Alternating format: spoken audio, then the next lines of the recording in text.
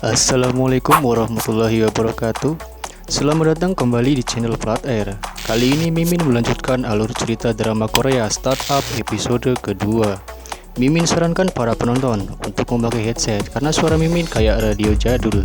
Dan jangan lupa seperti biasa pakai jaket, pakai masker, tidak ketinggalan secangkir kopi. Matikan kompor, setrika, micicom, dan segera angkat jemuran agar waktu menonton Anda semakin santai. Langsung saja kita ke pembahasan.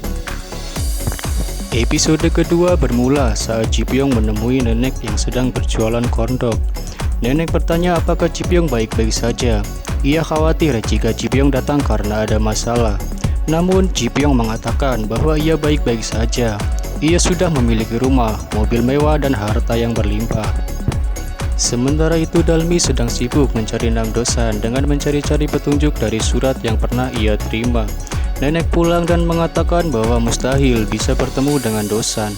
Namun Dalmi yakin ia bisa menemukan dengan Dosan dan membawanya ke acara pesta relasi. Ia tidak mau Injay meremehkannya saat ia datang ke pesta tanpa Dosan. Dalmi ingin membuktikan pada Injay ia tidak salah memilih tinggal bersama ayahnya. Nenek datang ke perusahaan Ji Pyong untuk menemuinya. Ia meminta Ji Pyong untuk membantunya mencari Namdosan. Karena bagaimanapun juga, Ji Pyong yang memilih nama Dosan dan menuliskan surat-surat palsu itu. Ji Pyong merasa ragu karena tidak mudah mencari orang hanya tahu namanya saja tanpa pernah bertemu. Ia mengira Dalmi telah melupakan Dosan. Tapi nyatanya walaupun sudah 15 tahun berlalu, Dalmi masih mengharapkan Dosan sampai ia tidak mau dekat dengan laki-laki lain. Nenek minta agar Ji Pyong segera mencari Namdosan karena pesta relasi tinggal 5 hari lagi. Keesokan harinya menggambarkan perbandingan kehidupan Dalmi dengan Injay dari bangun tidur sampai bekerja. Dalmi pergi ke tempat kerjanya. Ia melihat banyak sekali orang yang berkerumunan untuk menyaksikan konser CKN di luar gedung. Para pengunjung terlihat sangat tidak tertib. Mereka berdesakan di lantai dasar gedung. Mereka sedang menunggu pesanan. Lalu Dalmi memutar lagu CKN. Akhirnya mereka bisa tenang. Dalmi pun mampu mengendalikan para pengunjung itu. Sementara Injay pergi menemui ibu di sebuah restoran. Ibunya sangat kesal dengan sikap Injay yang sibuk sendiri dengan ponselnya. Ji Pyong kembali ke ruang kerjanya. Ia meminta bantuan kepada temannya untuk mencari Namdosan. Dan ternyata temannya merasa tak asing dengan nama itu. Ia pun membuka kotak masuk surel bisnis dan menemukan nama Namdosan. Rupanya ia sering mengirimkan proposal bisnis, namun perusahaannya masih amatir. Sementara itu, Namdosan dan 2 orang temannya sedang menuju pengumuman kompetisi Koda. Mereka sangat berharap bisa berhasil memenangkan kompetisi itu. Dosan mempunyai sebuah perusahaan rintisan bernama Samsante.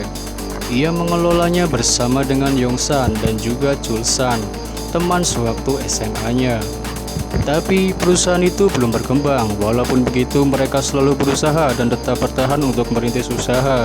Mereka membuat sebuah program intelijensi artifisial atau kecerdasan buatan. Malam itu tiba-tiba ayah Dosan datang ke kantor dengan perasaan kesal karena tingkah Dosan. Dosan langsung memberitahu teman-temannya untuk segera mematikan lampu dan semua komputer. Ia tidak mau ayahnya tahu keberadaannya. Ayah dan ibu Dosan mencoba membuka, menyinari ruangan dengan senter supaya mereka bisa melihat keberadaan Dosan. Dosan dan temannya bersembunyi di bawah meja menghindari sinar senter. Saat ayah dan ibu akan pergi meninggalkan kantor, tiba-tiba ponsel Yongsan berbunyi. Alhasil mereka pun kembali berbalik ke kantor. Mereka berhasil masuk karena pintu tidak terkunci. Ayah dan ibu melihat mereka berpura-pura sedang tidur. Kemudian sementara itu Ji Pyong menelpon ke nomor Dosan dan teman-temannya.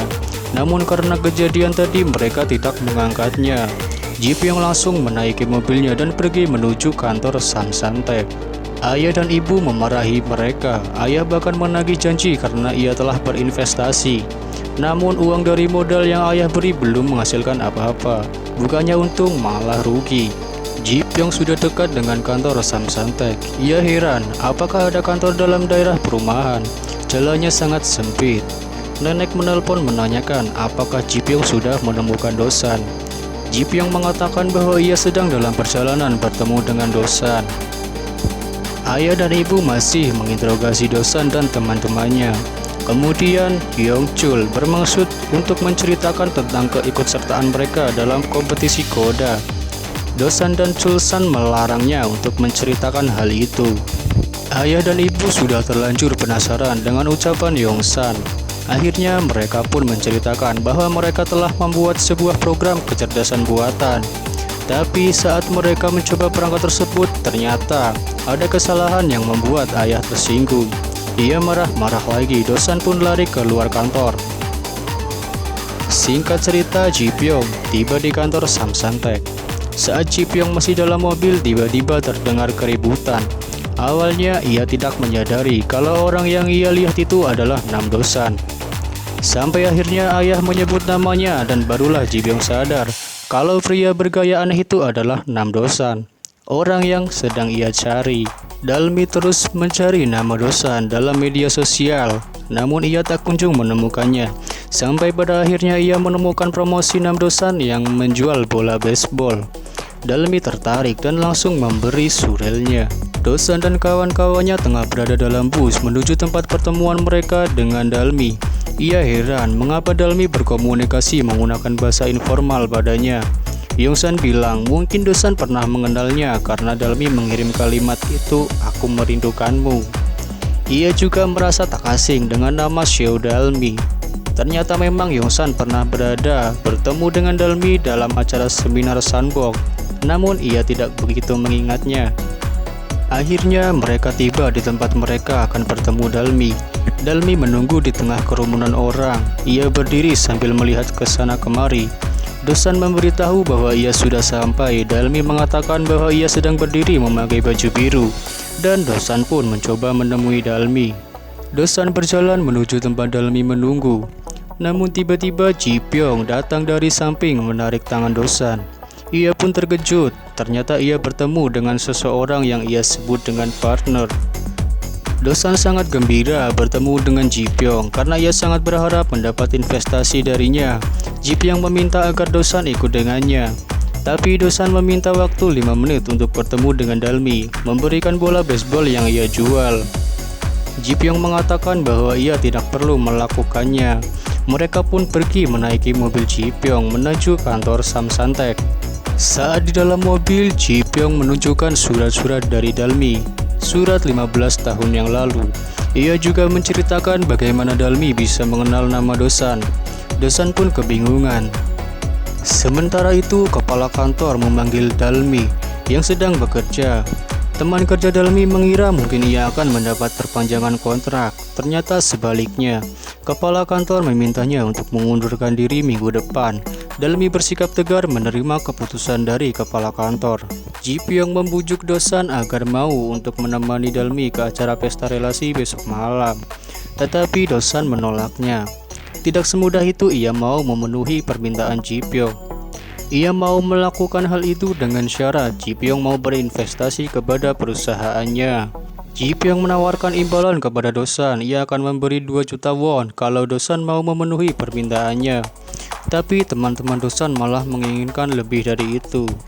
Tak masalah bagi Ji Pyong, mereka mau uang imbalan berapa asal jangan investasi. Ji Pyong pun pulang dengan perasaan yang kalut. Ia meminta Yongsil, si robot pengingat, untuk memutar sebuah lagu yang cocok dengan suasana hatinya. Yongsil sangat perhatian sampai membuat Ji Pyong merasa jatuh cinta. Saat masuk ke kamar Dalmi melihat ada bingkisan.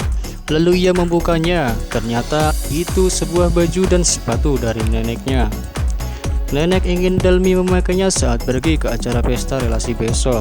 Dosan membuka lagi beberapa surat Dalmi. Ia berusaha untuk memahami maksud isi surat itu. Ia tiba-tiba berubah pikiran. Ia meminjam jas kepada temannya. Ia mengambil sepedanya dan lalu pergi ke salon. Ji Pyong mengkhawatirkan Dalmi. Ia berbalik arah menuju ke lokasi pesta. Dalmi berjalan sendirian memasuki ruang tempat pesta dilaksanakan. Ia melihat Injay bersama ibunya dari kejauhan. Saat ibunya melihat ke arahnya, ia malah bersembunyi. Dari kejauhan tiba-tiba datang seorang pria berpakaian rapi dan terlihat sangat tampan. Ia berjalan menuju tempat Dalmi berdiri. Di lain sisi, Ji Pyong hendak menghampiri Dalmi. Namun langkahnya terhenti saat melihat seorang pria menghampiri Dalmi. Dalmi terkejut, ia tidak mengetahui siapa pria itu. Namun seketika ia sadar bahwa pria itu adalah Namdosan. Nah, itulah tadi kelanjutan episode kedua dari drama Korea berjudul Startup. Bagi penonton yang masih penasaran dengan kelanjutannya, silakan Mimin kasih kesempatan untuk subscribe channel Mimin agar selalu mendapat update ceritanya. Terima kasih dan selamat beristirahat.